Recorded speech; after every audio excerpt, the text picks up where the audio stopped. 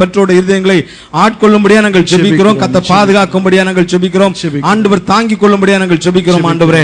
அதுபோல அவருடைய சகோதரனுக்கு பிள்ளைக்கு கர்த்தர் கொடுத்த சுகத்துக்காய் ஸ்தோத்திரம் ஆண்டவரே.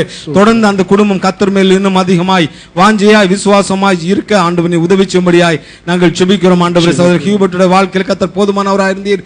ஆபத்துகளிலிருந்து கர்த்தர் பாதுகாத்துக் கொண்டிருக்காய் ஸ்தோத்திரம் ஆண்டவரே. தொடர்ந்து தேவ பிரசன்னம் இந்த இரண்டு குடும்பங்களையும் தாங்கும்படியாய் வழிநடத்தும்படியாய் தேவ ஆசீர்வாதங்களால் கர்த்தர்களை இடைக்கட்டும்படியாய் நாங்கள் ஜெபிக்கிறோம். ஆண்டவருடைய கிருபையுள்ள கருத்துக்களாய் தருகிறோம் இயேசுவின் நாமத்தில் பிதாவே ஆமென். சொல்லப்படுற காரியத்துக்காக தேவனை ஜெபம் பண்ணுவாங்க. கர்த்தருடைய நல்ல நாமம் மகிமைப்படுவதாக. தேவன் எங்களை கண்ணின் போல மட்டுமாய் காத்து சபையோடு நிறுத்தின கிருபைக்காய் நன்றி செலுத்துகிறேன். சபையார் அநேக நாள்காய் ஜெபித்து வருகிறார்கள். தொடர்ந்து அநேகர் எங்களுக்காய் தனிப்பட்ட நம்மளை ஜெபிக்கிறார்கள். அதற்காக நன்றி செலுத்துகிறேன். கடந்த நாட்களிலே ஏற்பட்ட எல்லாவித சூழ்நிலையிலும் நெருக்கமான சூழ்நிலை இந்த மாதத்தோடு தேவன் எல்லாவித இக்கட்டையும் மாற்றி இந்த புதிய நாட்களில் புதிய காரியங்களை ஏற்படுத்தி எங்களுக்கு நடத்தியிருக்கிறார். அதற்காக நன்றி செலுத்துகிறேன். தொடர்ந்து தேவனை மகிமைப்படுத்துகிறேன். சபையினுடைய மகிமைப்படுத்துகிறேன். இந்த புதிய வாசல்கள் புதிய வழிகளிலே எந்த ஒரு தடையின்றி தேவன் வழி நடத்த முடியாய் நிலைப்படுத்த முடியாத கச்சபிக்க தாழ்மொழி கட்டுக்கொள்ளும். கர்த்தருடைய நல்ல நாமம் மகிமைப்படுவதாக. கர்த்தருடைய பரிசுத்தம் ஸ்தோத்திரம் உண்டாதாக.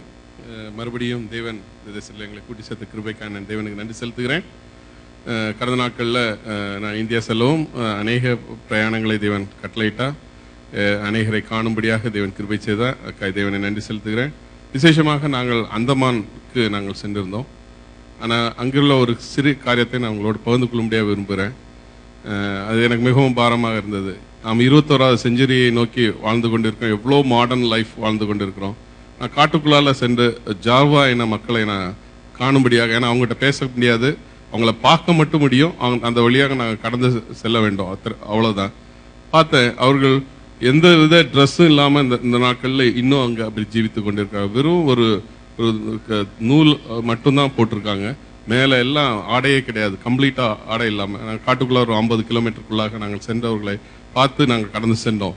இந்த இப்பேற்பட்ட சூழ்நிலையில் இன்னும் ஆட்கள் ஜீவித்து கொண்டிருக்கிறார்கள். இது 21வது செஞ்சுரி, நம்ம எப்படியோ இருக்கிறோம் என்று சொல்லி கேள்வி இருக்கிற நேரத்தில் நம்ம அதை பார்க்கும்போது எனக்கு மிகவும் ஆச்சரியமாக அதிர்ச்சியாகவும் இருந்தது.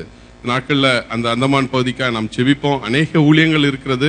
ஆனால் ஒரு பெரிய ஒரு என்ன சொல்றது, ஒரு செழிப்பான ஊழியம் என்று என்னால் சொல்ல முடியாது. அநேகர் பணம் பண்ணுவதற்காக அங்கே ஊழியம் பண்ணுறதை நான் கேள்விப்பட்டேன். ஏனென்றால் அந்த ஜாவா மக்களை ஃபோட்டோ எடுத்து அவர்கள் அநேக பணம் சம்பாதிக்கிறதை கேள்விப்பட்டேன்.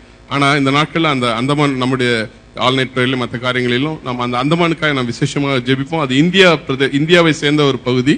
அதில் அநேக 556 தீவு கூட்டங்கள் இருக்கிறது. அதில் 30 தீவுகளில் தான் ஆட்கள் இருக்காங்க. ஆனால் அதுலேயும் ஆட்கள் மிகவும் செழிப்பான ஒரு நிலைமையில் இல்லாமல்